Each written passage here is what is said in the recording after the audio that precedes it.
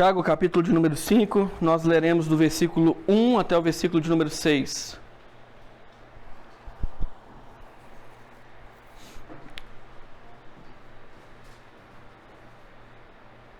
Todo mundo encontrou? Amém? Eu vou fazer a leitura e eu peço que você acompanhe atentamente comigo, por favor. O texto diz assim: Atendei agora, ricos, chorai lamentando por causa das vossas desventuras que vos sobrevirão. As vossas riquezas estão corruptas e as vossas roupagens comidas de traça. O vosso ouro e a vossa prata foram gastos de ferrugens, e a sua ferrugem há de ser por testemunho contra vós mesmos, e há de devorar como fogo as vossas carnes. Tesouros acumulastes nos últimos dias. Eis que o salário dos trabalhadores que ceifaram os vossos campos, e que por vós foi retido com fraude, está clamando. E os clamores dos ceifeiros penetraram até aos ouvidos do Senhor dos Exércitos. Tendes vivido regaladamente sobre a terra, tendes vivido nos prazeres, tendes engordado o vosso coração em dia de matança. Tendes condenado e matado o justo, sem que ele vos faça resistência. Irmãos, a carta de Tiago é uma carta muito prática. E por muitas vezes na história da igreja, por conta da sua praticidade e sua informalidade, foi questionada se deveria fazer parte ou não do cânon das Escrituras. Muitos teólogos, um deles é Lutero, questionou se realmente Tiago precisava estar aqui, porque não parecia muito bem ser uma carta tão necessária. Entretanto, quando nós olhamos para a epístola de Tiago, nós percebemos que Tiago é uma carta extremamente necessária para a nossa vida. Tiago é considerada por muitos estudiosos como o livro de Provérbios do Novo Testamento. E é exatamente sobre o tema que Provérbios trata que Tiago está tratando. Geralmente, quando você escuta pregações de Tiago, as pessoas dizem que o tema principal de Tiago é falar de fé e de obras. Como que as obras revelam a fé que existe no nosso coração. Porém, eu não entendo que este seja o principal tema de Tiago. Eu entendo que o principal tema de Tiago é sabedoria. E como que a sabedoria que governa o nosso coração lida com as diversas coisas da vida. Se você notar, Tiago faz um grande questionamento no capítulo de número 3, no versículo de número 13, dizendo assim: quem entre vós é sábio e inteligente? Aí ele vai dizer: demonstre. Demonstre o tipo de sabedoria que você tem, do alto ou terrena. Sabedoria do alto conduz à humildade, à submissão, ao serviço, à entrega. Sabedoria humana nos conduz ao orgulho, à arrogância, à soberba, às guerras, às contendas. E por isso existem muitas dissensões entre nós. Por isso existem muitos problemas entre nós. Porque a sabedoria que geralmente governa é a sabedoria humana. No capítulo 1, então, ele demonstra como que a sabedoria vai governar o modo como nós olhamos para os momentos difíceis da nossa vida. Como que ela nos faz enxergar as provações? Como que ela nos leva a enxergar as nossas debilidades? Como que ela nos leva a enxergar as provações? Como que ela nos leva a enxergar e enfrentar tentações? Depois ele vai continuar ainda falando sobre como que a sabedoria divina nos conduz ao padrão perfeito de religião, que é ser pronto para ouvir, tardio para falar e tardio para se irar. Continuando, Tiago vai falar sobre acepção de pessoas no capítulo de número 2. Dizendo que quando sabedoria humana governa nosso coração, nossos relacionamentos se tornam relacionamentos utilitários. Enquanto me serve para algum propósito, eu mantenho por perto. Quando não serve mais, eu descarto. Enquanto me fornece, quer sejam coisas materiais ou coisas pessoais, sentimentais, eu quero. Quando não serve mais, eu descarto. E isso é resultado de uma sabedoria humana dominando o coração. Só que ele continua. Ele vai tratar sobre entrega, que é naquele capítulo, naquele momento da carta, onde ele fala de fé e de obras. E como que a sabedoria divina nos conduz a uma entrega total ao Senhor. Usando um exemplo de Abraão, que entrega o seu único filho, sem pensar duas vezes, porque para ele obedecer era melhor. Porque a fé dele não era uma fé meramente intelectual, era uma fé que alcançou o coração, alcançou a mente, mas também conduziu ele à entrega naquilo que o Senhor requer dele. Capítulo 3, ele vai falar sobre a língua. Quem de nós não peca com a língua, não é verdade? Fofoca, maledicência e demais coisas. Mostrando que quando a sabedoria humana governa a nossa língua é utilizada para atear fogo do inferno em outras pessoas. Mais mortal do que uma cobra que pica alguém e o mata com seu veneno. Pois o capítulo de número 4, e eu preciso fazer esse resumo para que você entenda onde eu quero chegar. Capítulo de número 4, ele diz: de onde procedem as guerras que existem no meio de nós? O questionamento de Tiago é muito claro. De onde vocês pensam que vem toda a guerra, toda a contenda, todo esse ímpeto de se valer, de se fazer valer, de fazer valer o seu desejo, o seu sonho? E ele vai dizer: do que está no coração, da cobiça, do desejo, do nosso mau relacionamento e expectativas para com o próximo, do nosso relacionamento quebrado para com Deus. E o convite dele é: arrependam-se. O único modo de nós abandonarmos, de nos livrarmos de todo esse peso que tem sido trazido por nós para dentro da comunidade é arrependimento. E aí, a partir de agora, ele vai nos mostrar como que esse arrependimento se torna visível na nossa vida. E ele começa de novo falando da língua. Não faleis mal uns dos outros, porque aquele que fala mal do seu irmão julga a lei. Depois ele vai falar sobre projetos e como que a sabedoria divina conduz a olharmos para os nossos projetos como sendo apenas um projeto a serviço do projeto de Deus. E agora parece que Tiago esquece o tema sabedoria, porque ele começa a fazer severas acusações contra ricos que estavam causando muitos males à comunidade. Eram donos de propriedade que contratavam ceifeiros e naquele momento onde deveria ser pago o salário, eles não pagavam o salário, eles retiam o salário. E aqueles crentes que trabalhavam nas lavouras estavam padecendo necessidades, porque o seu salário não era pago. E nos parece que Tiago só está fazendo acusações contra esses ricos ímpios que fazem mal aos crentes, e que isso não tem nada a ver com a igreja. Entretanto, não é esse o objetivo de Tiago. Tiago quer, por meio da advertência aos ímpios, trazer advertência aos crentes. Ele quer não somente falar de riqueza, ele não quer só falar sobre você acumular tesouros, mas sim falar sobre aquilo que move o seu coração. Porque no final de tudo, o questionamento de Tiago em todas as partes da sua carta é sobre motivação. É sobre aquilo que nos move, é sobre aquilo que domina o coração.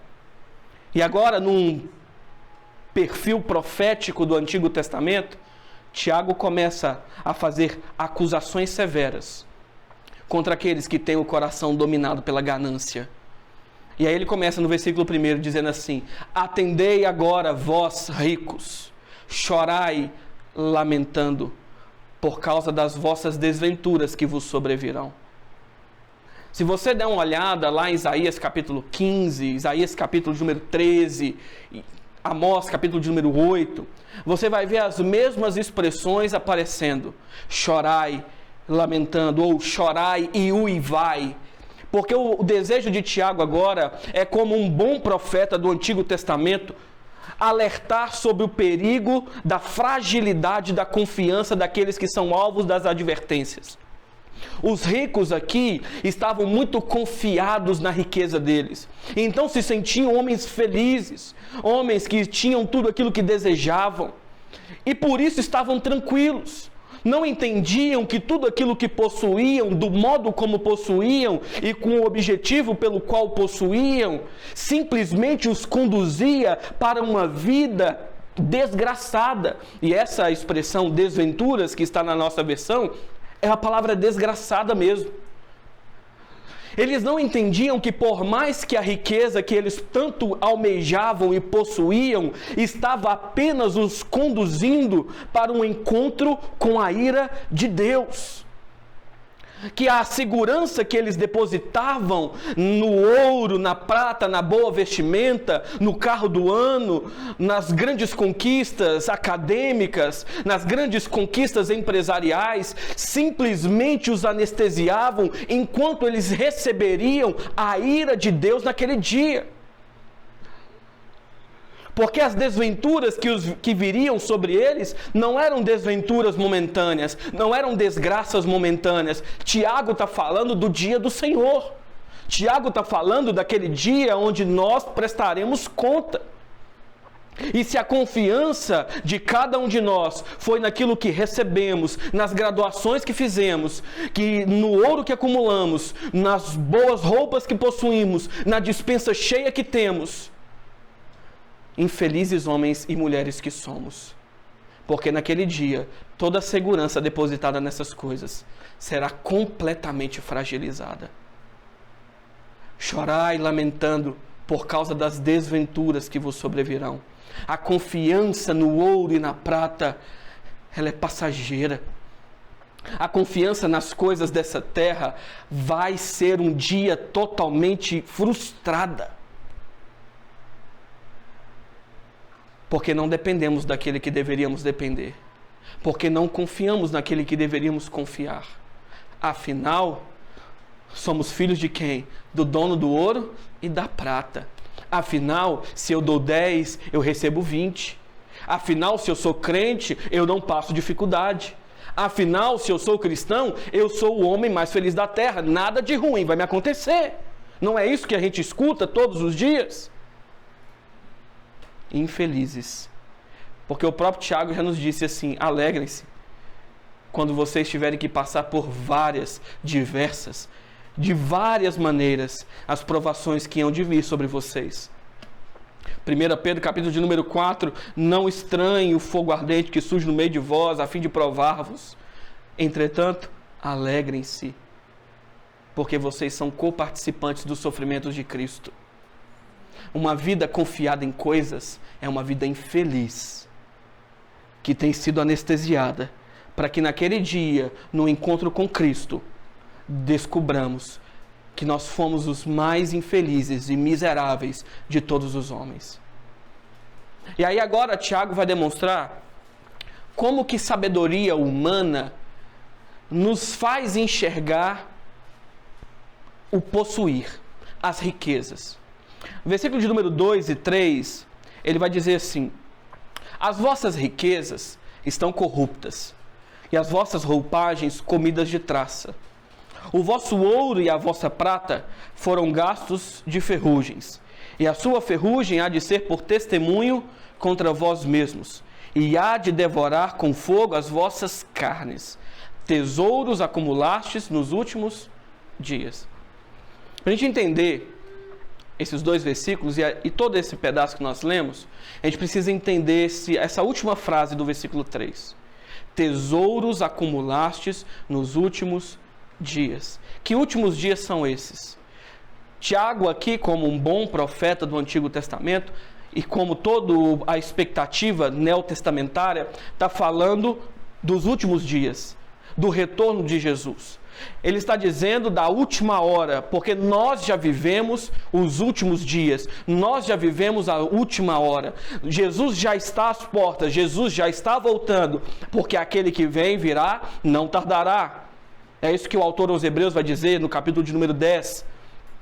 Então Tiago quer dizer que nesses últimos dias, a vida destes homens gananciosos, dominados por uma sabedoria humana, é governada por um único propósito: tesouros acumulastes.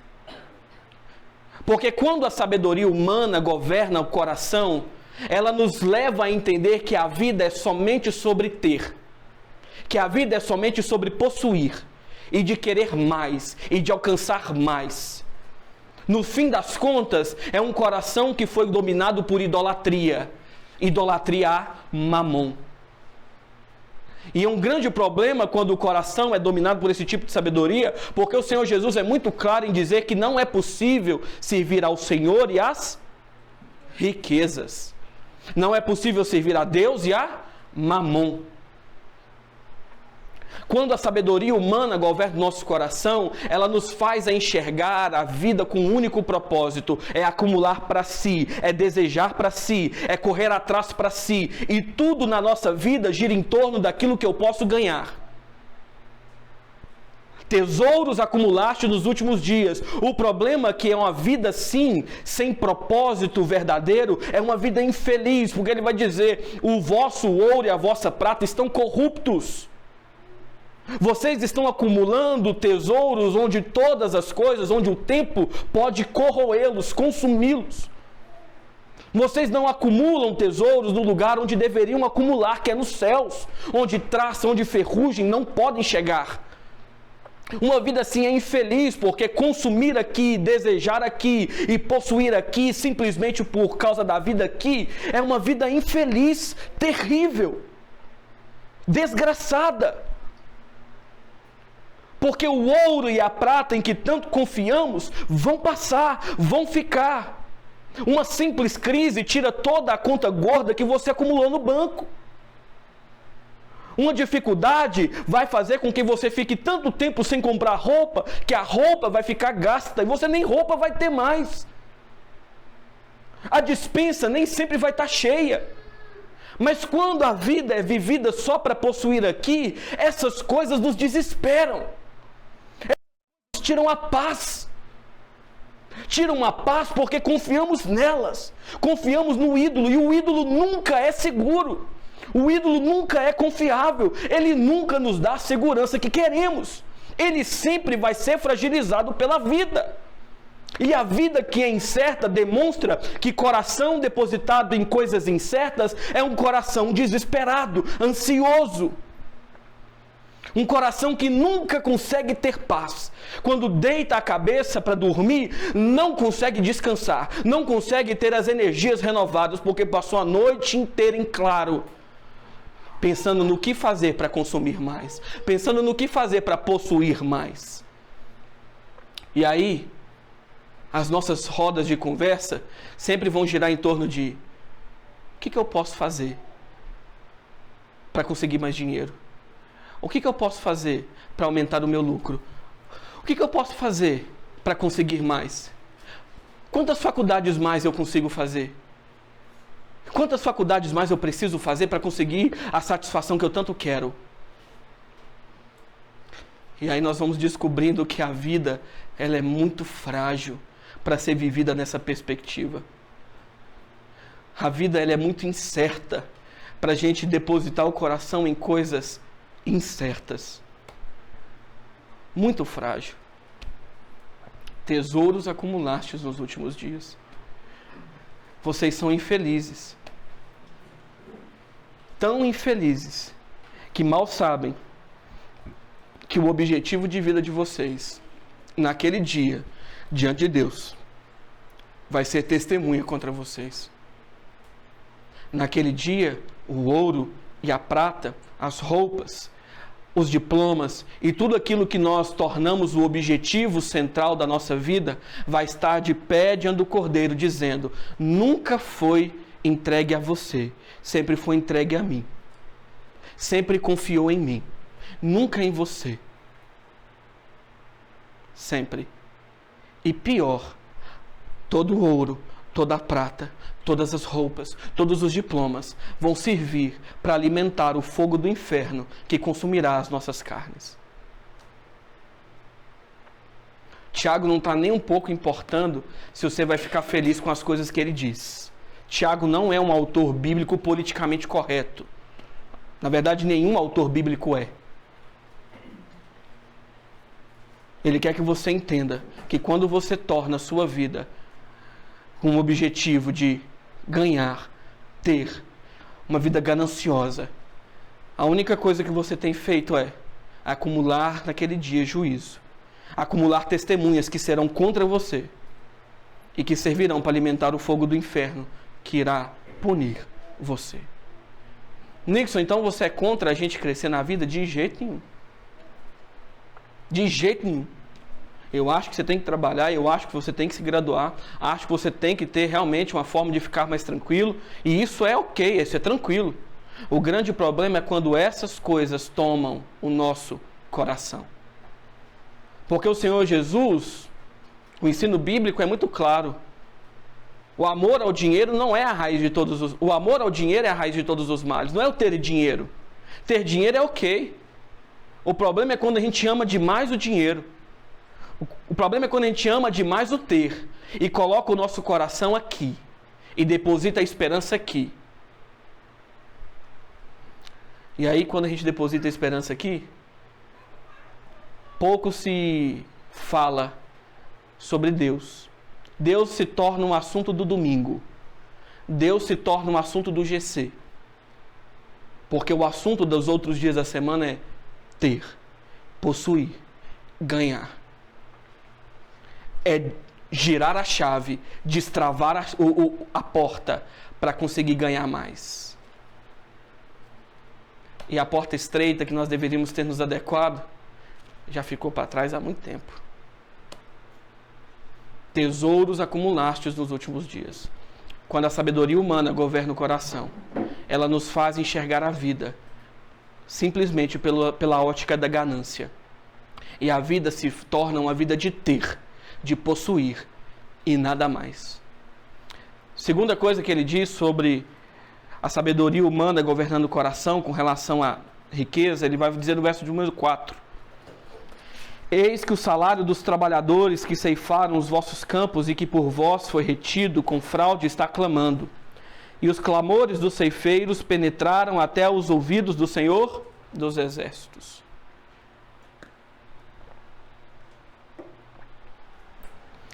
Primeira coisa que ele disse sobre sabedoria humana quando governa o nosso coração é que ela nos torna extremamente gananciosos e nos conduz a enxergar a vida só como um método de ter. Segunda coisa que ele vai dizer é que quando a sabedoria humana governa o nosso coração e o torna ganancioso, ela nos conduz a sacrificar a tudo e a todos em nome do nosso sonho. Aqueles ricos ímpios estavam retendo o salário dos trabalhadores para que eles fossem enriquecidos. Eles não se preocupavam em que aquele homem que tinha o salário retido tinha uma família para sustentar, que tinham filhos para comer, que eles tinham contas para pagar. A única coisa que ele enxergava é que, retendo o salário daquele homem, ele teria mais lucro para si. E assim conseguiria ter o celeiro cheio, a conta farta. E pouco me importava o que aconteceria com o outro. E quando o nosso coração está dominado pelo mesmo tipo de sabedoria, pouco importa os outros. O que importa é o meu sonho. O que importa é o meu objetivo. Então eu não me importo em sacrificar família. Eu não me importo em sacrificar amigos. Eu não me importo em sacrificar irmãos em Cristo em nome do meu sonho. Não me importo. Se eu precisar passar menos tempo com a minha família para que eu consiga me graduar, para que eu consiga ter mais dinheiro, eu vou fazer. Porque o que importa não são os outros, sou eu. O que importa é o meu sonho. Minha família é depois. E aí a gente questiona, por que a família está indo tão mal? Por que as coisas estão tão ruins dentro de casa? É porque nós sacrificamos tanto nossa família em nome do sonho, que nós nos esquecemos que eles também demandavam cuidado. Nós nos esquecemos que nós temos filhos. E quantos pais sacrificam tempo precioso com o filho por causa de projetos e sonhos? Quantos pais deixam de ter aquela conversa boa com seu filho no dia de sábado porque quer passar mais tempo trabalhando para ter mais dinheiro? E sempre a desculpa é a mesma. Eu preciso fazer porque eu preciso ter mais. Eu preciso dar a ele a vida que eu nunca tive. E isso é simplesmente uma desculpa esfarrapada para valorizar o ídolo que está no coração, que chama ganância. Porque o nosso filho é mais importante do que o nosso dinheiro. Por que seu filho, você que é pai, não conversa com você? É porque talvez você esteja passando mais tempo com qualquer outra coisa e não com ele. Por que sua esposa não conversa com você? Porque você mal para dentro de casa. Você mal tem tempo com ela. Qual foi a última vez que vocês dois tiraram um tempo de qualidade para vocês, para fazer nada? Ver um filme. Que seja. Mas se olhar o ponto, tá cheio de hora extra. Se olhar o WhatsApp, tá cheio de bico para fazer. Enquanto a família está negligenciada. Enquanto os filhos estão morrendo. Eu não entendo porque meu filho desviou. Quanto tempo você passou com seu filho? Eu não entendo porque minha esposa está tão assim. Quanto tempo você tem passado com ela? Só que nós estamos tão cegos pela ganância que nós não enxergamos essas coisas.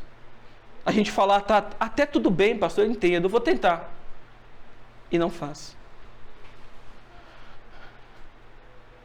Nós nos importamos com o tempo que nós temos aqui para servir nossa comunidade local.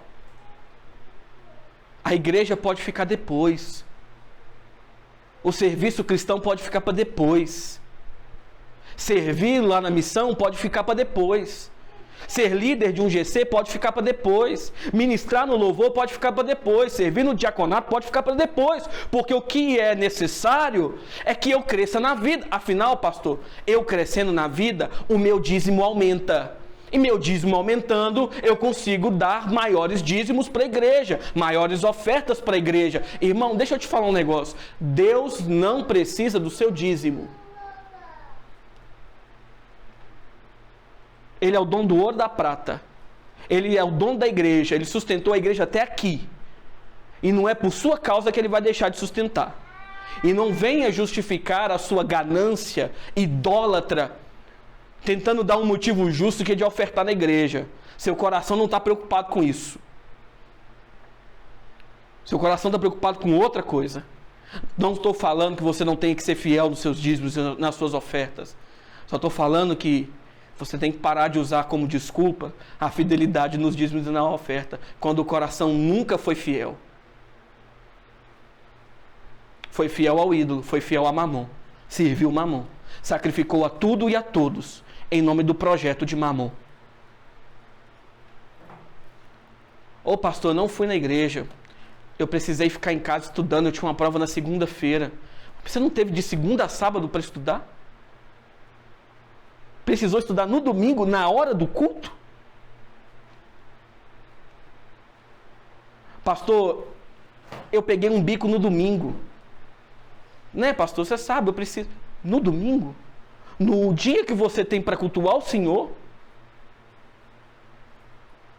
Que você passa 1 hora, 1 hora e meia na casa de Deus, cultuando a Deus com os seus irmãos? E tenta justificar com coisas justas, aparentemente? O nome disso é idolatria.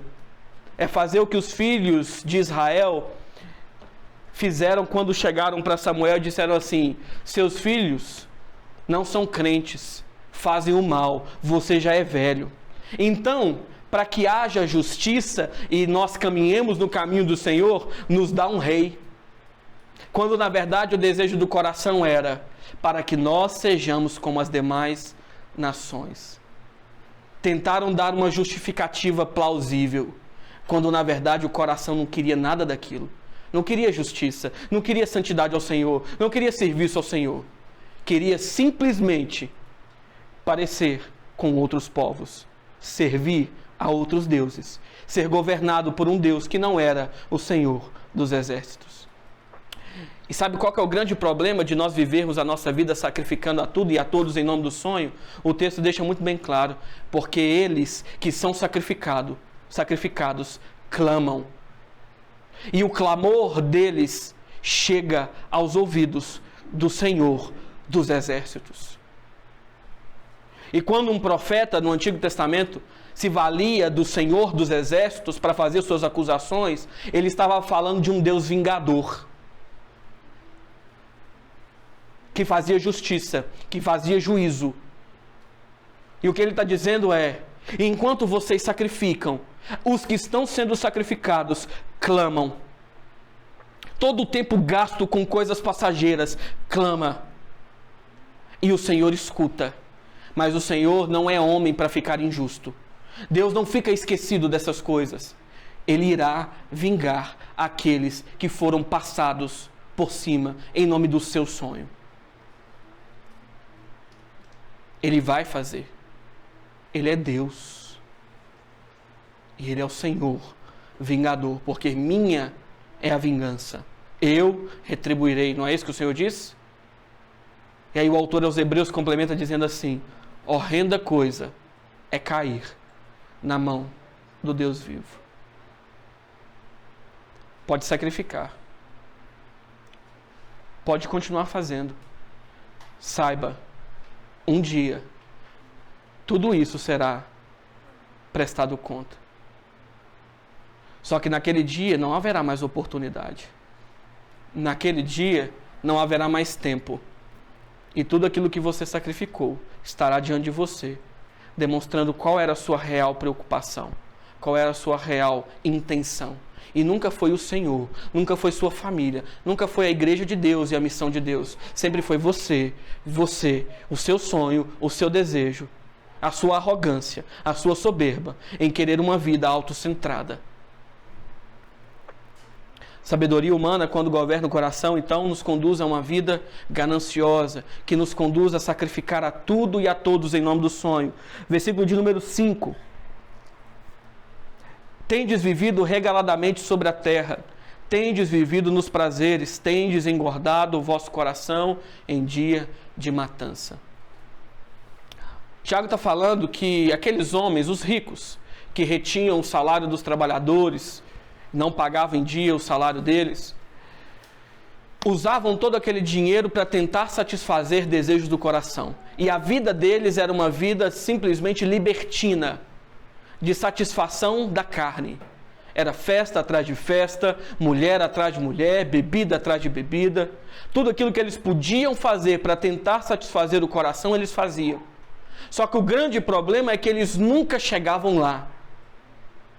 Porque não existe nada na terra que possa satisfazer o grande desejo, a grande ambição do coração, que não são coisas, mas é o Senhor. E aí sabe por que uma graduação nunca é suficiente? Sabe por que um emprego bom não é suficiente? Sabe por que uma esposa boa ou um bom marido não é suficiente? Porque nosso coração é insatisfeito. Porque a ganância nunca satisfaz. Se existe algo que Deus faz conosco quando habita nosso coração, é nos dar contentamento com tudo aquilo que nós temos e possuímos. Deus nos leva a ficar felizes com aquilo que Ele nos dá. Se vocês têm roupas para vestir, comida para comer, nisso estejam alegres, satisfeitos.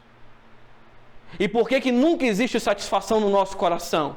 É porque a sabedoria humana já governou nosso coração tanto que nós nunca encontramos satisfação naquilo que temos. E sempre vamos querer mais. E o prazer que vamos buscar é sempre mais intenso do que o anterior que não satisfez.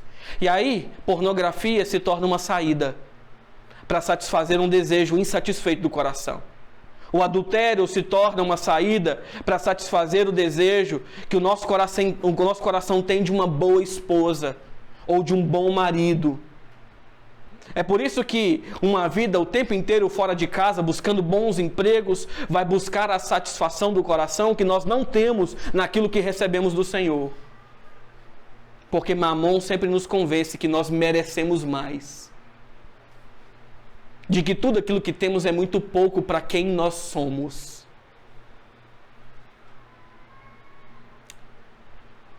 Só que tem um grande problema do ídolo. O ídolo mente. Nós não somos isso tudo. Nós não merecemos isso tudo. O que nós merecíamos, nós não recebemos, porque alguém pagou o preço que era por nós.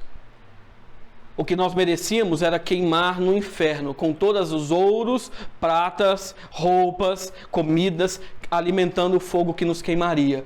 Mas um dia, Ele não nos retribuiu segundo aquilo que merecíamos. Você não merece isso tudo. Quem disse isso para você mentiu. Você não tem esse potencial todo que os coaches dizem para vocês. Somos miseráveis, pecadores, que carecem de Deus. Sabedoria humana não nos pode conduzir à loucura de vivermos nossa vida na ganância, sacrificando tudo e todos, e nos entregando a qualquer e todo tipo de prazer que aparecer na nossa frente, porque nunca encontraremos a satisfação do coração. No último versículo, versículo de número 6, Tiago termina dizendo assim: tendes condenado e matado o justo, sem que ele vos faça resistência. Aqui é um dos textos de Tiago que é muito difícil.